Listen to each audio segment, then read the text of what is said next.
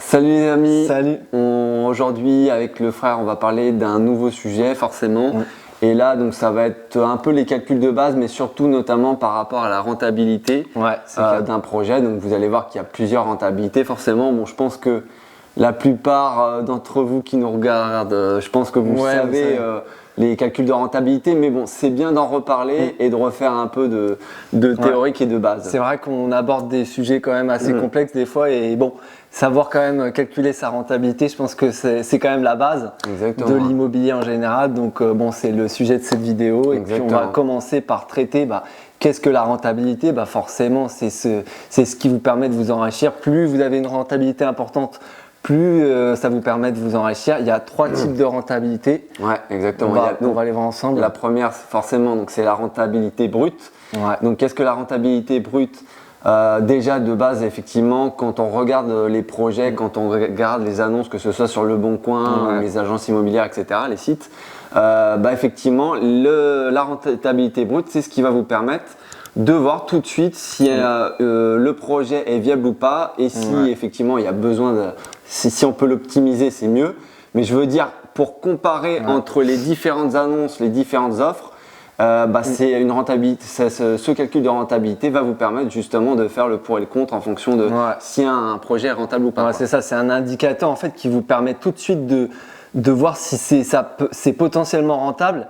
Et surtout de pouvoir calculer rapidement en fait, parce que vous n'avez pas besoin de beaucoup d'informations, vous allez le voir pour calculer votre rentabilité brute. Et c'est comme tu l'as très bien dit, vous regardez sur les annonces via même au téléphone avec l'agent immobilier, il vous dit les chiffres basiques et vous savez tout de suite si la rentabilité brute, est-ce qu'elle est intéressante, etc. J'ai même envie de te dire, c'est surtout des informations que vous pouvez avoir tout de suite parce que vous allez voir les autres calculs de rentabilité. Il y a des informations, il va peut-être falloir attendre 6 mois d'exploitation. On va en reparler. Notamment la rentabilité nette. Voilà, net. On va en reparler. Donc forcément, la rentabilité brute, on vous a expliqué ce que c'était. Et donc, qu'est-ce qu'on fait pour le calcul de rentabilité? Qu'est-ce qu'on prend en compte, les paramètres? Donc, vous allez prendre tous les loyers hors charge. Le mieux, c'est de prendre, si vous avez des loyers actuels, vous les prenez en compte. Comme ça, le calcul n'est pas vraiment faussé. Si vous pouvez optimiser, c'est mieux, mais c'est à le prendre en compte. Donc, c'est les loyers hors charge actuels que vous multipliez par 12 pour qu'on fasse un calcul l'année. Et ensuite, vous divisez par ce prix, donc le prix d'achat du bien. Avec les frais d'agence inclus. Et effectivement, si vous avez des travaux, vous les prenez en compte. Forcément, sinon ça peut biaiser le calcul. Et donc ça vous fait un calcul en pourcentage. Ça peut être 5, ça peut être 10, ça peut n'importe quoi. Ça peut varier. Et généralement, déjà, si vous avez, on vous conseille, si vous avez une rentabilité brute de 10% vraiment minimum, c'est ça. C'est bien. Après, c'est mieux. Ça dépend du type de ville, encore une fois. On en a parlé dans certaines vidéos. Ça dépend beaucoup. Mais généralement, si vous pouvez avoir une rentabilité au-dessus de 10%, c'est bien. Du moins, si vraiment, on va vous apprendre et c'est le but de, si vous voulez faire un investissement rentable, c'est minimum 10%. Parce qu'après, si vous êtes à 8-9, si vous avez énormément de charges, ne serait-ce que taxes foncières, etc., votre rentabilité, elle va être morte à un moment donné. Et un point très important, sachez que le seuil, peut-être que vous le savez déjà, le seuil de rentabilité, généralement, il se situe entre 8 et 9%. C'est-à-dire qu'en dessous de 8-9%, généralement, vous payez de l'argent de votre poche, tout simplement. 8-9%, c'est là où justement vous arrivez à balancer entre vos revenus et toutes vos charges, etc. Et que vous êtes à zéro vous gagnez pas, mais vous ne perdez pas non plus, donc c'est plutôt pas mal. Et puis au-dessus de 8-9%, là, ça commence à être intéressant, ça y est. Et vous commencez à gagner, à avoir un cash flow positif, et c'est ce qu'on vous souhaite à n'importe quel investisseur. C'est surtout, j'étais en train de me dire, faut pas non plus dire que 10%, ok, je suis minimum 10%, c'est bien. Parce qu'en fait, vous pouvez par exemple avoir une taxe foncière mais énorme dans la ville dans laquelle vous investissez. Et en fait, quand vous regardez… Ou les charges de copro. Ou les charges de copro qui sont énormes. Et en fait, votre rentabilité nette, elle est merdique parce que, excusez-moi du terme, mais du coup, parce que vous avez des… Donc, faut pas se dire forcément que tant de rentabilité brute, c'est bien, que même, j'ai même envie de vous dire 15% de rentabilité brute. et que vous avez des charges de copro énormes si vous prenez un appartement et une taxe foncière énorme, et là votre renta elle est morte quoi. Donc non, mais disons c'est à prendre en compte. Voilà, pour finir pour la rentabilité brute, on l'a dit, c'est un indicateur, mais ça ne fait pas tout. Il faudra en prendre en compte. Voilà, ça vous permet de tout de suite voir en quelques secondes, parce que c'est vraiment en quelques secondes que ça se fait le calcul, de savoir vraiment si c'est potentiellement intéressant. Après, il va falloir prendre en compte certaines choses. Ouais, vous vous basez pas que sur une renta brute, parce que si vous dites, boum, il y a 15% de renta brute, c'est la bonne affaire et on y va sans regarder dans les détails. Et qu'au bout de 4-5 mois, vous vous rendez compte que voilà, vous n'avez pas regardé les charges de copro, la taxe foncière, etc. Vous êtes là, vous êtes mort. C'est ça. Donc après avoir calculé la rentabilité brute, il s'agit de, comme vous pouvez l'imaginer, de calculer la rentabilité nette. Donc là, qu'est-ce que c'est? Tout simplement, vous reprenez vos loyers hors charge et vous enlevez toutes les charges fixes. Donc, qui dit charge fixe dit forcément la taxe foncière.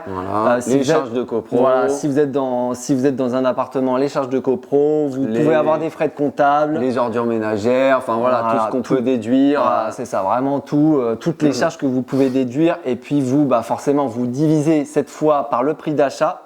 Par contre, vous additionnez les frais de notaire, vous ajoutez. On inclut bien cette fois les frais de notaire. Les frais de notaire et évidemment les travaux, puisque ça fait partie de votre projet dans la globalité. Donc voilà, vous faites cette division et vous obtenez la rentabilité nette. Et là, c'est vraiment un indicateur un peu plus précis dans le sens où là, vous enlevez toutes les charges.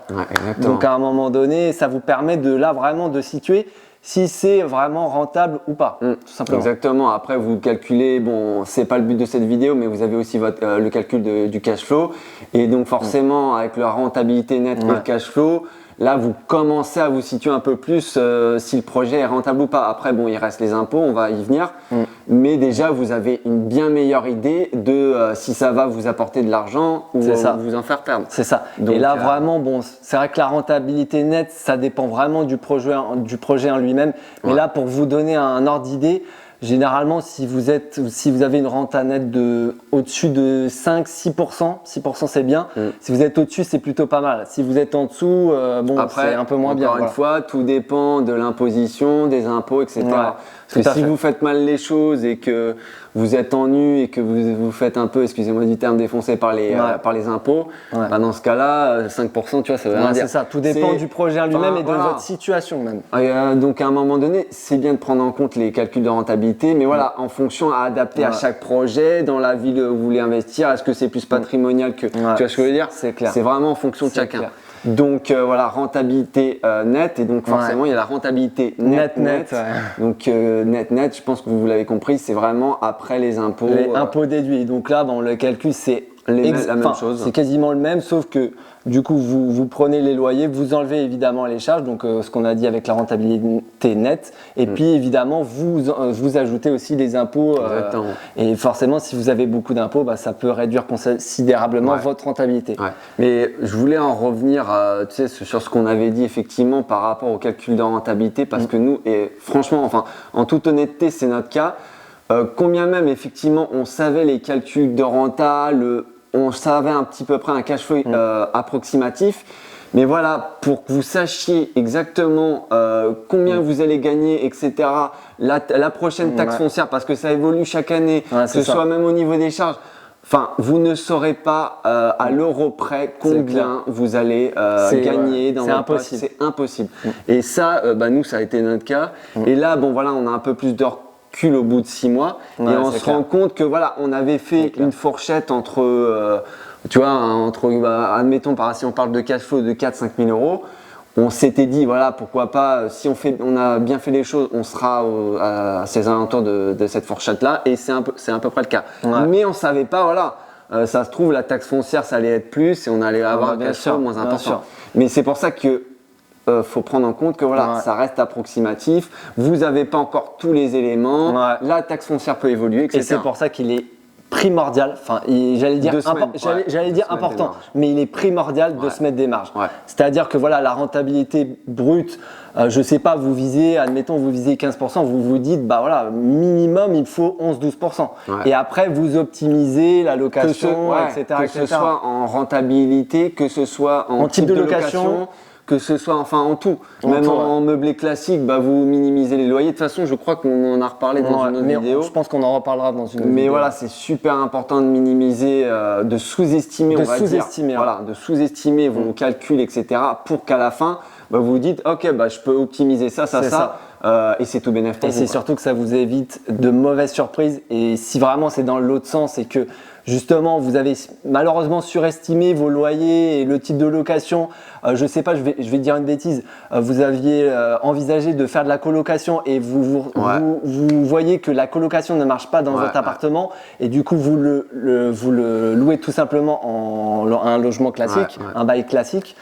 Et bah là, malheureusement, ça impacte énormément le projet. Donc vous voyez, il faut vraiment sous-estimer. Et comme on a dit, voilà. De toute façon, vous sous-estimez en vous mettant une marge de sécurité. Et effectivement, vous prenez en compte de se dire, ok, si je fais de la coloc ou de la location courte durée, en bénéf c'est tant, en calcul de rentabilité c'est tant, mais vous ne prenez pas en termes de sécurité, vous basez sur ce qu'on a dit du meublé classique en sous-évaluant, etc. Exactement. Très important. Exactement. Et pour justement vous montrer de manière concrète un peu ces calculs de rentabilité, quoi de mieux que de vous proposer justement notre exemple concret au lieu de vous présenter un projet fictif de Pierre-Paul ou Jacques. Je pense que c'est beaucoup plus intéressant de vous montrer vraiment en direct notre calcul de rentabilité et surtout de vous montrer toutes les charges qu'on paye. Parce que ça c'est important à préciser. Non, et puis c'est surtout que là on a 6 mois de recul. On aurait fait je pense cette vidéo il y a il y a 3-4 mois. Je pense qu'on n'aurait pas encore eu tous ces éléments parce qu'il y a eu la taxe foncière, etc. Donc on en sait un peu plus au niveau des charges. C'est ça. Donc je vais commencer par le premier projet. Donc si vous vous rappelez bien le projet avec les 9 appartements. Donc vraiment pour vous dire les grandes lignes, c'est à répéter parce que ça fait partie du calcul de rentabilité. Donc voilà, prix d'achat 200 000. Je rappelle, je vais essayer de faire rapide, ne vous inquiétez pas. Les frais de notaire 16 000 puisque c'est 8%, je rappelle, du prix d'achat. Et en travaux 210 000, meubles, déco compris. Donc ce qui fait un projet vraiment global de 426 000 euros. Vraiment tout compris. Donc sinon, si on en revient aux revenus, puisque ça fait partie encore une fois du calcul de rentabilité, les revenus, attention, hors charge. Donc nous avons les 4 F1 qui font 400 euros, donc 4 x 400, ça fait 1600. Nous avons le studio, vous savez, le petit studio qui est vraiment tout petit.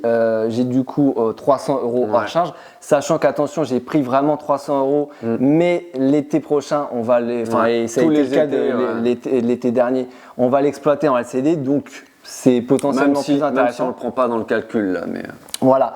Le F3 qu'on exploite en location courte durée avec le billard, on a 1250 euros de revenus, sachant sur 6 mois de recul. Sur 6 mois, tout ça c'est une moyenne, attention.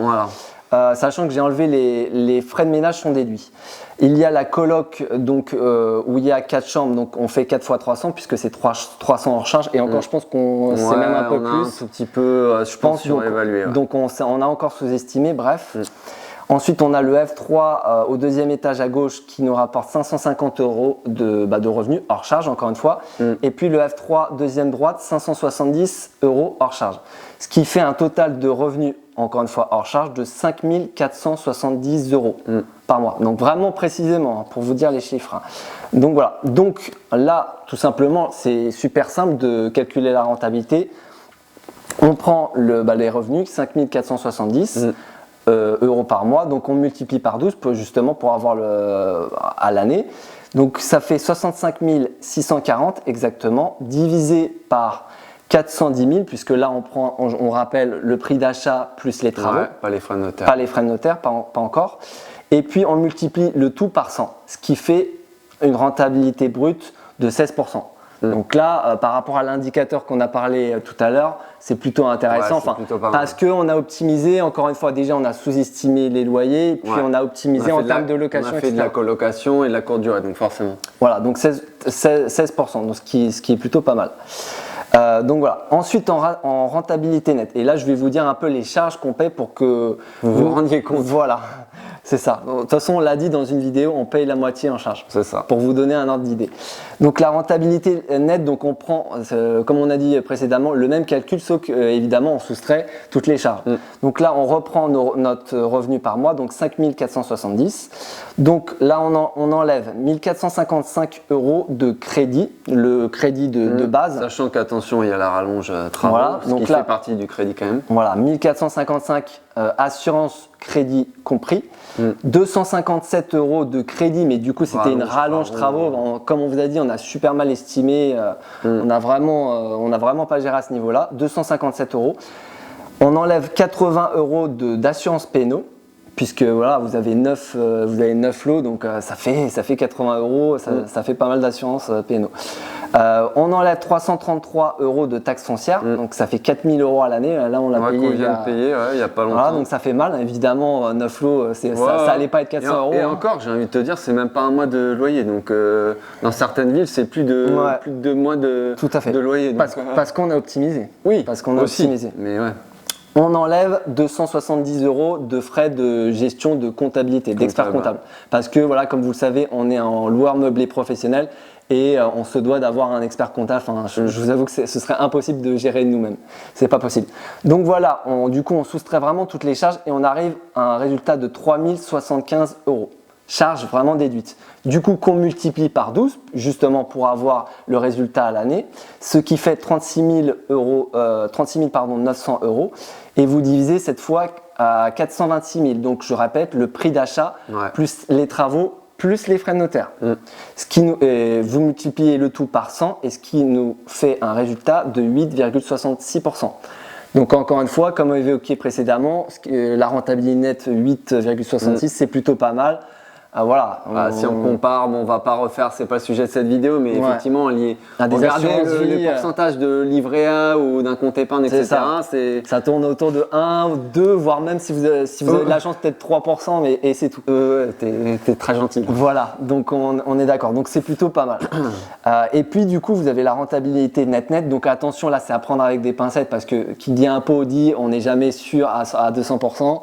On le saura dans peut-être l'année prochaine, milieu d'année prochaine, mais voilà, vraiment à prendre avec des pincettes. Donc on reprend par contre du coup les revenus et les charges qu'on a soustraites et du coup ce qui nous fait 3075, je le répète. Et donc on enlève 100 € d'impôts vraiment de manière globale, on sait pas. Pour vous récapituler, on est au LMP et on a fait une estimation après avec le comptable. Donc c'est vraiment après à recalculer, on ne sait pas.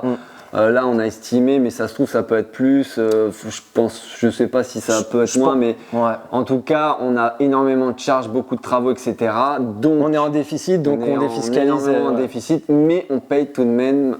C'est un peu l'inconvénient du LMP. On paye tout de même des impôts. Mais bon, mais ce qui est normal, c'est un peu le jeu à un moment donné. Vu les revenus, à un moment donné, c'est normal de payer des impôts. Attention, je veux dire, à un moment donné, il est normal de payer des impôts, quoi.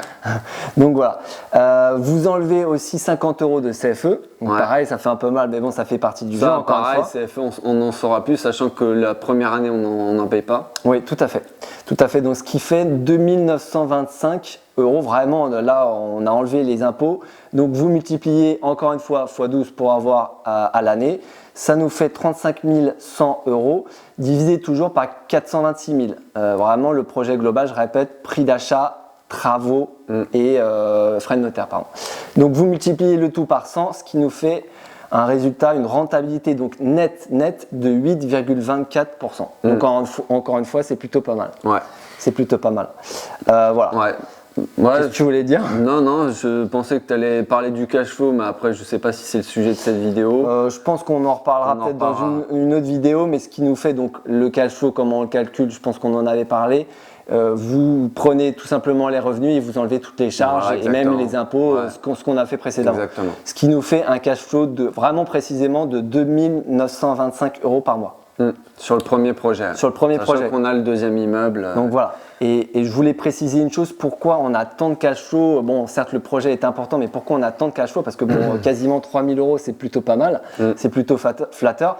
Mais parce que tout simplement, on a mis quand même, pour rappel, 90 000 € de notre poche. Je pense que c'est bien de le dire. Voilà, ça fait mal. Encore une fois, on vous le répète. Je rappelle 90 000 €, ça fait partie des imprévus travaux qui malheureusement sont arrivés au fur et à mesure. Ouais, enfin, il n'y a pas que ça. Disons que il y a un choix, c'est-à-dire qu'on a voulu financer financer les meubles, cuisine, etc. Oui, aussi. Voilà, donc on avait pas mal de sous, donc on a fait le choix d'investir toute cette partie-là qui était à hauteur de 45 000 euros.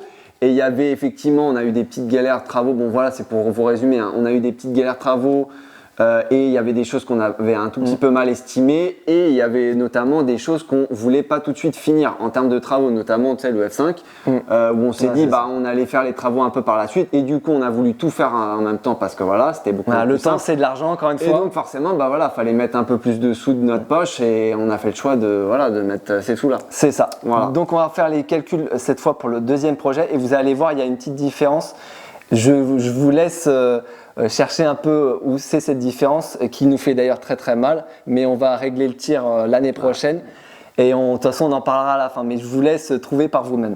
Bref, du coup deuxième projet, donc si vous vous rappelez bien c'est l'immeuble avec les 3 lots, donc le local commercial plus les 2 appartements qu'on exploite d'ailleurs en courte durée. Donc pour les grandes lignes, petit rappel, donc achat 100 000 FAI, frais de notaire 8 000, et les travaux on arrive à 67 000 à peu près, ce qui fait un projet global de 175 000, vraiment tout compris. Au niveau des revenus, donc on a le local commercial, donc c'est un bail 369 qui est exploité en nu, et du coup on a 927 € par mois de revenus pour ce local commercial. Au niveau du T2, si vous vous rappelez bien qu'on exploite en location courte durée, on arrive à 1 000 € de revenus, sachant que j'ai déduit le ménage. J'ai pas déduit les consos, internet, eau, etc. Je vais le déduire dans les charges. C'est pas grand chose, mais ouais.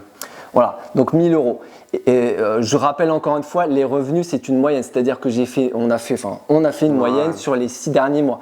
On n'a pas pris le mois d'août où c'est très flatteur et voilà, c'est l'été, ça a très bien marché. La location courte durée, vous verriez, j'ai un tableau de 6 mois, je calcule, je note dès que j'ai de l'argent qui rentre, je les note dans le tableau, etc. Donc c'est une moyenne. Et donc dernier appartement, le petit studio qu'on exploite encore une fois en location courte durée, on arrive en moyenne à 1 100 € de revenus pour cet appartement, ménage encore déduit. Donc ce qui nous fait un total de 3 027 € de revenus, encore une fois hors charge, on ne compte pas encore les charges fixes, taxes foncières, etc. Donc encore une fois, la rentabilité brute, super simple à calculer. Donc on reprend les revenus, donc 3 027 fois 12 pour avoir le résultat à l'année. Ce qui nous fait 36 324 qu'on divise par 168 000, donc qui est le prix d'achat plus les travaux. Encore une fois, on ne prend pas en compte les frais de notaire. Vous prenez le tout, vous multipliez par 100, ce qui fait une rentabilité brute de 21,62% précisément. Donc là, vous voyez… On est en location courte durée, donc j'ai envie de vous dire, c'est normal. Si vous avez 10% avec de la location courte durée, fuyez. Voilà, ce que je veux dire. Bon. C'est ça. Sans commentaire. Voilà, je pense que tu as tout dit. Donc on va passer rapidement à la rentabilité nette. Là c'est encore plus important. Donc on reprend les revenus, donc 3 027 par contre, et on soustrait encore une fois les charges. Donc là cette fois en charge, qu'est-ce qu'on a pour le deuxième projet ? Nous avons les consommations, donc eau, électricité, évidemment par rapport au premier projet les consos sont comprises dans les charges. Là, les charges, évidemment, c'est nous qui les payons. Donc on a 100 € à peu près vraiment de manière globale, que ce soit eau, internet, électricité pour les 2 appartements. Parce que c'est des petits appartements, et puis combien même c'est de la LCD. Ouais, ils n'utilisent pas trop quoi. Effectivement aussi, il y a un peu d'eau, il y a un peu d'élec, mais c'est pas énorme. C'est pas énorme. C'est pas avec 2 petits appartements que vous allez avoir des charges énormes. C'est ça. Donc 100 € de consommation. On enlève aussi 715 cette fois de crédit tout simplement. Assurance encore une fois du crédit comprise. On enlève évidemment la rallonge travaux. On a refait, imaginez, on a refait un crédit, une rallonge travaux parce que tellement on avait mal estimé. Pour vous dire. Non, mais ça c'était, il y avait aussi le coût de la toiture. On va pas rentrer dans les détails, mais c'était mieux pour nous qu'on refasse.